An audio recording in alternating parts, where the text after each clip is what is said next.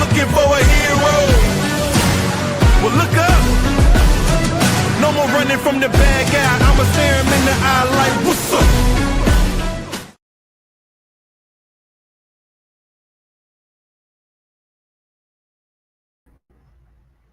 I did not realize I wasn't on yet. Hello, everyone. Can you hear me, see me? I hope you can. I hope all is well. I want to thank you guys again for showing up for me and welcome you to day 9 to My Story, My Strength. This challenge has been something that I started for me, for my healing and my hope.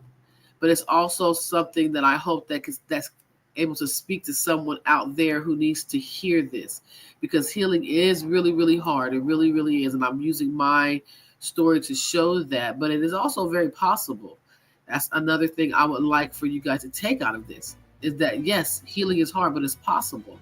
Um, Again, please excuse my nasally sound. I'm still sick. I'm a little better than yesterday, but I am still very much not feeling well. So before we begin, I want to take a second to celebrate. I want to celebrate something with you all. Sorry, my camera is not active. I've completed the first week of my 365-day journey. These past 7-8 days, I've opened up about betrayal, neglect, abandonment, um, and things that used to kind of send me down into a really deep depression. That to say that it doesn't trigger me is wrong. Like, some of those stories still triggered me. I still had to do a little bit of like when I was telling you guys all of these 1-minute meditations and challenges and everything, I was also doing that for myself because they do still trigger me. But it also reminded me of one thing, that I am still here. I've seen growth, so much growth in myself that I never even thought was possible. And I hope that you've been following my journey and that you've been seeing something within yourself too. A spark, a push, or maybe just a reminder that your story matters. So to every single one of you who's tuned in, commented, or silently held space for me, thank you. These stories were meant to break me, but instead they've strengthened me, and I'm honored to share that with you guys all. So thank you so much for this small celebration. Yay! Well, yesterday was technically my very first week, so but yay, yay, yay, yay, yay. I am so proud of myself because honestly, it's not easy to get up every day, and knowing I have a whole year left to do this. But I'm going to do this. If I'm not anything, I'm as consistent as possible. Sick and all, you guys. Oh my God. So before I continue, I want to provide a clear trigger warning. Today's episode is going to contain physical violence, emotional abuse, and law enforcement neglect. If you are sensitive to these topics or actively working through something similar or some type of trauma that is not that much different, please take care of yourself. Feel free to pause, step away, or skip today's video entirely if your safety is at risk, emotional, mental, physical, because your safety comes first. Okay? So today I want to talk about something that just shows how much control abusers need to have. I mean, seriously. And how even $5, you guys, can become a weapon. So this happened during the time that I was actually trying to leave my ex. I had filed for my first protection order or restraining order or temporary protection order, whatever you guys are, TPO. Anyone in these kind of situations kind of understand my lingo. So if I use jargon you don't understand, I'm sorry. But it was the first time I filed one of these protection orders, and he wasn't supposed to come near me at all to the court date because they granted me a temporary protection order, which means that you have to honor that until the court hearing so that the judge can let you know if he's going to drop that order or if he's going to extend it. And at that time, I was civil to his sister because I no longer relied on her. She wasn't really as aggressive as she would be if I was living with her, if I was fully dependent on her. It was better. So she invited me over, and I told her, like, I'll go over there if he's not there, because if he's there, I'm not going to come. She promised me that he wouldn't be there, and she said that he's already in another situation with another girl, so he doesn't really care about me like that anymore. My kids were really close with her kids because, again, he isolated me from my own family. And even though I did spend time with my sister, my kids were more close to hers because they were around her kids more. And at that time, I was also on public assistance. I didn't have a job. I was not allowed to graduate high school, so there was no education. I was barely surviving, and I was working towards getting my GED. I was doing the best I could to rebuild my life with what little I had. So I had to take my kids on the bus to go to her house. And again, it was mostly for them because they missed their cousins. They expressed that they wanted to go. We were there for a few hours, and then he just shows up. I'm just like, oh, here we go. God, here we go. I immediately started to grab my kids and grab our stuff, and I was like, you know what, I'm getting ready to go. But his sister was like, can you just see the kids? Just, you can wait till the next bus comes, because I was going to catch the bus and I was going to leave. So I'm like, no, because it was obvious at that time that she set me up. I could feel it. He got mad at me at that point. He said hi to the kids or whatever while she was trying to convince me to stay. But when he realized I wasn't going to stay, he got mad at me. So he grabs me by my hair and he drags me out of the house. He didn't even ask. He didn't even plead if he could just see the kids. He kind of threw me up against a tree that was in the front yard. And he was like, give me your money. And I just kind of laughed at him at this point. I was like, ah. So I laughed at him. I'm like, what money? I only have $5 to my name. Like, that's supposed to last me for the next couple of days until I get more money for me to be able to take care of the kids. But he didn't care.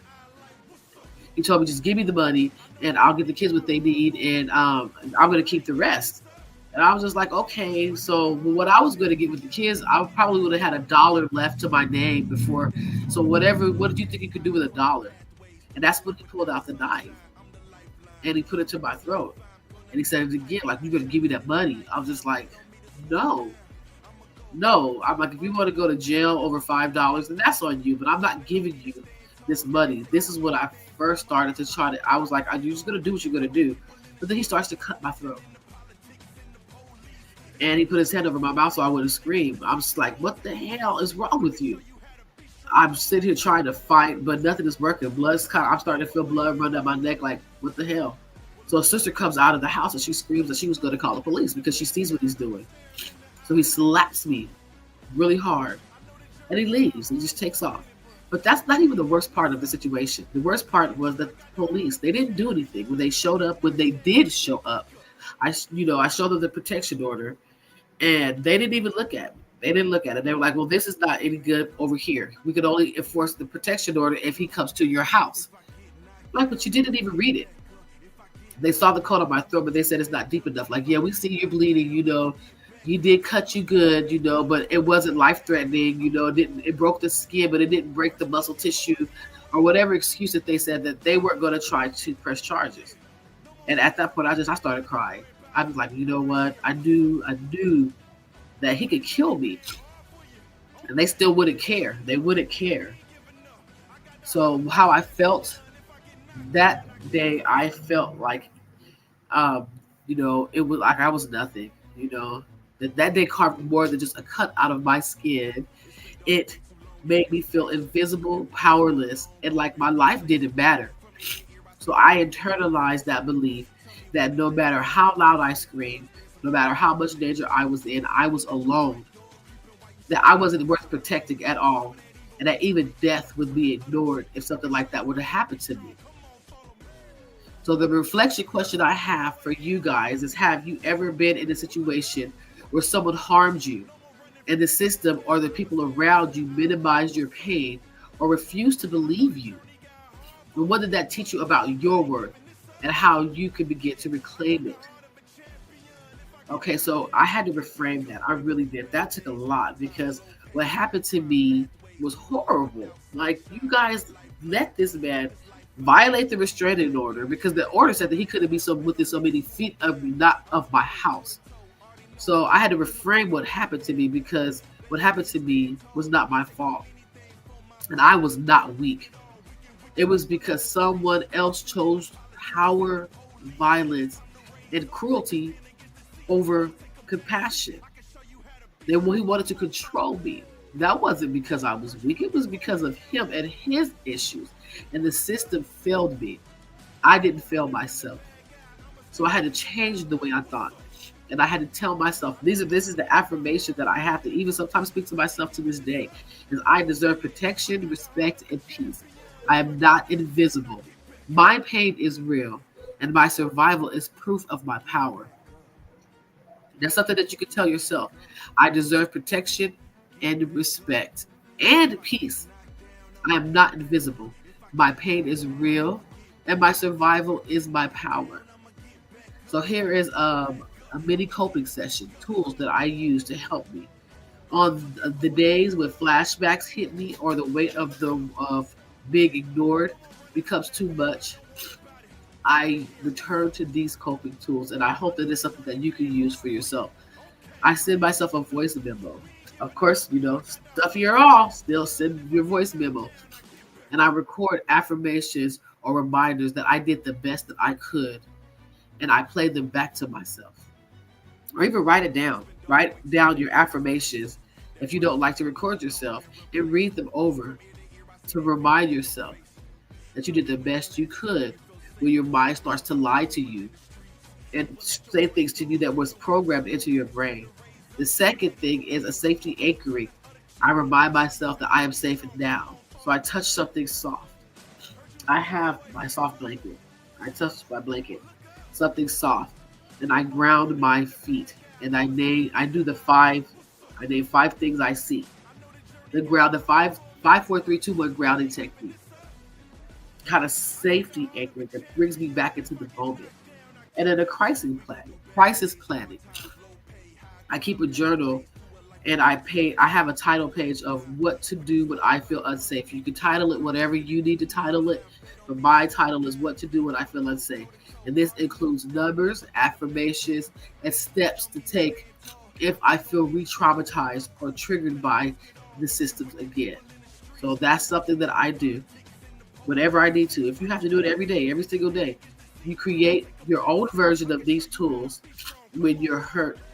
You deserve to have a plan that protects you to keep your own peace, even when others won't. So this is the 1 minute power challenge. Today, I challenge you to write a note to yourself and title that note, I deserve protection. Write down 3 reasons, not 2. 3 reasons that you deserve to be loved, safe, and believed. Keep it somewhere close. Speak it out loud and reclaim the right to be seen and protected. So thank you so much, for being here with me. Let's understand that we all deserve these things. We all, even people who don't feel like they, I don't care how worthless you feel, you deserve to be safe, loved, and believed. So now we are at the spotlight, where I showcase a survivor whose story touched me. And today I want to spotlight a powerful woman. She was not just a guest from my show, Insights of a Survivor, my podcast. She is family now. Her name is Kissonda Williams. Kissonda is the voice and the heart behind the Kiss Corner, a podcast that airs every Thursday night on her Facebook channel and now on my YouTube channel, Empowered Voices Finding Strength in Survivors, 8:30 p.m. Eastern Standard Time. And through her own story, she brings raw truth, healing, and bold transparency. She doesn't just speak about survival, she walks it every single day. What amazes me is how even in her own struggles, she always shows up for others. She has stood beside me through some of the darkest nights of my life, and she reminds me of what sisterhood really means. Kissonda listens without judgment, and she offers wisdom without ego. She holds space with such care that you can kind of feel it through the screen. Like, you have to watch her show to see it. Her voice alone will just mellow you out, you guys. I'm telling you. Her presence has made me feel safe in ways I didn't think possible. And she taught me what resilience isn't about. That resilience isn't about having it all together, but it's about showing up, even broken, and loving anyway. So Kissonda, thank you so much for being a sister. I love you. My family loves you. We can't wait to see you every week. We love our time together. Thank you for being a beacon in this community and for walking with me and for helping me believe in my own strength again. You are a survivor, you are a leader, and you are so deeply, deeply loved. If this story touched you, please share it with someone who may need to hear it. Like and subscribe for more and powerful stories from me and Kissonda and anyone on my channel, Empowered Voices Finding Strength in Survivors.